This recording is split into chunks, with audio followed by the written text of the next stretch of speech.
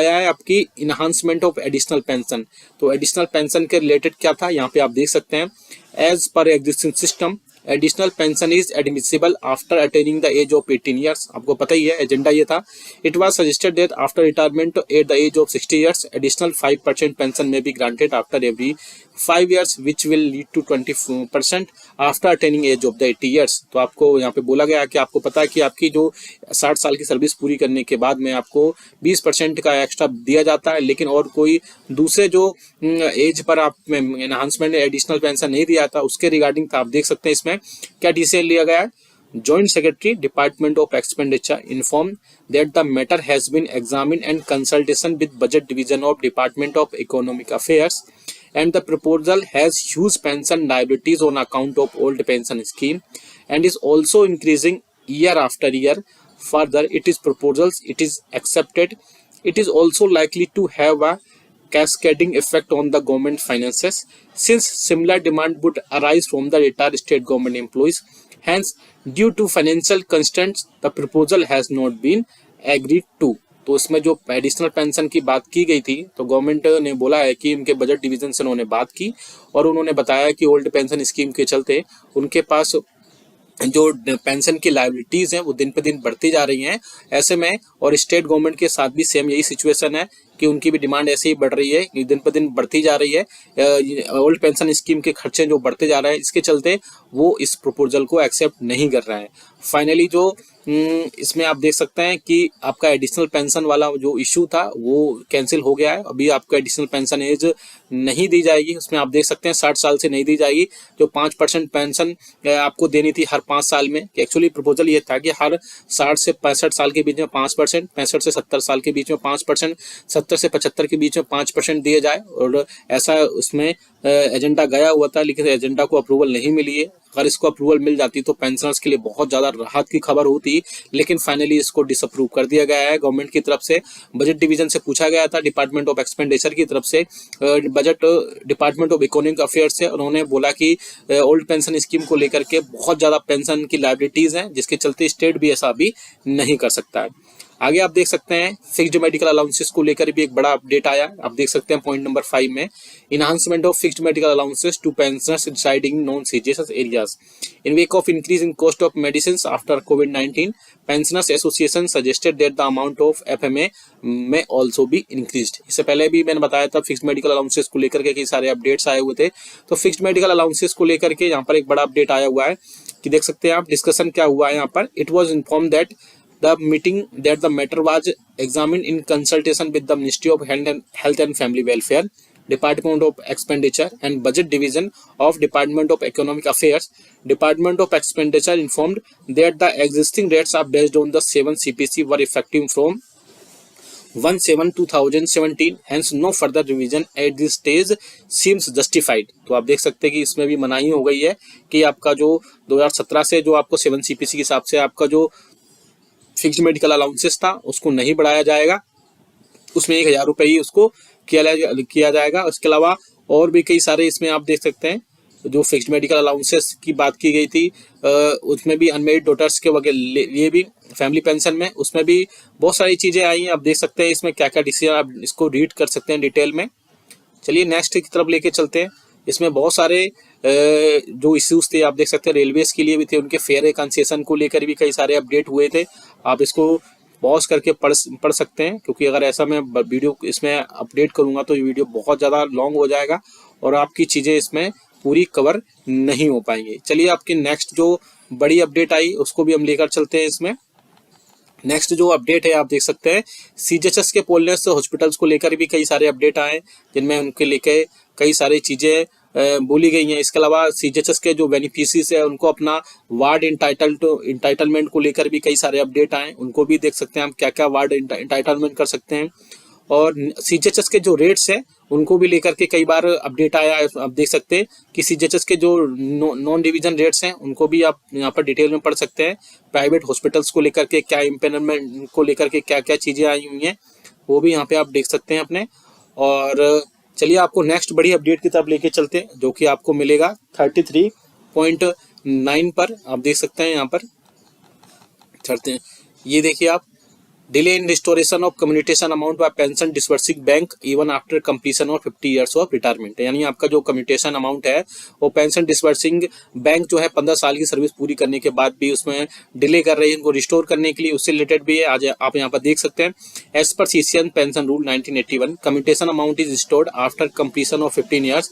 However, it is found that commutation is not restored by pension disbursing bank after 15 years. Excess commutation amount has been recovered even for more than 1 year. This is happening in respect of pensioners who have retired during 2007 to 2008 due to implementation of 6 CPC. यानी कि 2007 से 8 के बीच में जो pension retirement हुए थे 6 CPC में, उनको उनकी कम्युटेशन अभी तक नहीं मिली है। अदर एसोसिएशंस में have similar problem due to introduction of Sparsh, और ये सब जितने भी सारी प्रॉब्लम्स हुई है स्पर्श के इंट्रोडक्शन के लिए हुई है, इस इंट्रोडक्शन होने के बाद ही हुई है, यानी स्पर्श के लागू होने के बाद ही हुई है। There is no accountability for excess deduction of commutation amount. Therefore, it is requested that excess amount of recovered from pension for more than 3 months to be paid to the individual with interest, which should be recovered from the dealing officer and officials. If agreed, a letter may be kindly be issued to all PDA and departments. तो इसमें क्या आया, एक अच्छा government की तरफ से लिया गया है जिसमें आप बोल सकते हैं कई सारी चीजें बोली गई हैं। PCDA informed that issue is largely related to defense pensioners in 2020 to 2020। ये आप देख सकते हैं कि डिफेंस पेंशनर के लिए स्पेशली कई सारे अपडेट्स आए इसमें। Sparsh portal was introduce and pensioners data started migrating from bank to Sparsh. 2020 में स्पर्श बैंक से सारा स्पर्श में हुआ, which was deficient. Anomalies arising out of incorrect restoration dates of commutation in cases migrated from bank to SPERS were taken up with the concerned bank for providing correct set of dates, start date and restoration date. Out of 7.22 lakh cases received from SBI, restoration dates have already been updated in the respect of 6 lakh cases, while 1.22 cases are under analyzing। अब देख सकते हैं कि 7.22 lakh cases थे, जिसमें 1.22 lakh cases अभी analysis पर है, बाकी सब हो चुके हैं। Further cases having excess recovery of commutation identified as a result of above updation will be taken up for the reversal of excess amount after verification by disbursement authorities. Representatives of SBI said that whatever data is in the system, the same will be shared with Ministry of Defence। तो जो commutation को लेकर problem थे 2007 और 8 को लेकर के, उसमें भी कई सारे अपडेट कर दिए गए हैं। और इसके अलावा उसमें बोला गया कि 7.22 लाख केसेस थे एसबीआई की तरफ से, जिसमें से 6.6 लाख केसेस को अपडेट कर दिया गया है और 1.22 जो केसेस हैं उनको अंडर एनालाइज किया जा रहा है। नेक्स्ट आप देख सकते हैं जो कि बड़ा एक स्पर्श में लेके स्पर्श से रिलेटेड कई सारे इशूज थे, वो भी इसमें मेंशन किए गए हैं। आप देख सकते हैं delay in pension profile data verification and upgradation. आप देख सकते हैं इसमें बोला गया है it is observe that the pension data verification is not done even after 1.5 years with स्पर्श। आपका जो पेंशनर्स के पेंशन लेने में सबसे ज्यादा प्रॉब्लम होती है वो स्पर्श के लिए ही होती है, क्योंकि उसका जो डेटा है अभी तक वेरीफाई नहीं किया गया है 1.5 साल बाद भी स्पर्श के। In all matters, the portal advises to contact our HO. Change the name of HO and address is not done in Spurs PPOs in spite of several requests, hence causing undue hardship to pensioners। तो आप देख सकते हैं कई सारे changes जो HO को दिए गए हैं, रिकॉर्ड ऑफिस को दिए गए हैं, लेकिन उसके बाद भी सारी चीजें होने के बाद भी पेंशनर्स को हार्डशिप्स का ये सारी चीजें की गई हैं। इसके अलावा 80 साल की सर्विस पूरी करने के बाद भी आपको अपना पेमेंट एडिशनल पेंशन का नहीं मिल पाया स्पर्श में, तो उसके रिगार्डिंग भी आप दिए गए हैं। देख सकते हैं PDA like banks and Sparsh are not paying additional 20% even after completion of 18 years। Suitable instruction may please be issued for compliance of the system. तो वो भी आप देख सकते हैं इसमें क्या डिसीजन दिया गया है, वो भी यहाँ से देख सकते हैं। Controller PCDA informed that pensioner data verification is being done when pensioners portal account is created and accordingly user name and password is shared with pensioners. आप देख सकते हैं पीसीडीए के जो डेटा वेरिफिकेशन था वो कंप्लीट होने के बाद उनके यूजर के जितने भी यूजर नेम और पासवर्ड थे वो शेयर किए गए पेंशनर्स के। इसके अलावा pensioners are not being provided access to change their office name financial part. इसके अलावा पेंशनर्स ने कई सारी चीजें उसमें अपडेट भी नहीं की। As and when issues are reported the same are being rectified by PCDA office, HOO being the custodian of service records of pensioners and the correct PPO or any data can be notified update through request initiate updated to approved by the HAO and PAO। यानी कि इसमें बोला कि बहुत सारी चीजें जो update नहीं हो पाई है वो अपडेट हो रही हैं। इसके अलावा जो मेन प्रॉब्लम थी वो देख सकते हैं आप रिगार्डिंग जो मेन प्रॉब्लम थी 18 ईयर्स सर्विस पूरी 18 ईयर्स की करने के बाद भी उसमें जो आपकी एडिशनल पेंशन थी उसको नहीं किया गया था। उसमें आप बड़ा अपडेट आया वो आप देख सकते हैं। बड़ा अपडेट था regarding non payment of additional pension on completion of 80 years. It was inform that the approximate 3.8 lakh cases where date of birth of pensioners और फैमिली पेंशन नॉट अवेलेबल। सबसे बड़ा मुद्दा यही था कि जो 3.8 लाख केसेस थे वो उनके जो डेट ऑफ बर्थ थे या फैमिली पेंशनर्स के डेट ऑफ बर्थ थे वही नहीं चेंज हुए थे, जिसके चलते डिपार्टमेंट ने कई सारे एक्शन लिए। आप देख सकते हैं यहाँ पे in about 1.4 lakh cases where only date of birth year of birth is available, the year of birth is being converted to date of birth 1 January of next year as per rules और orders.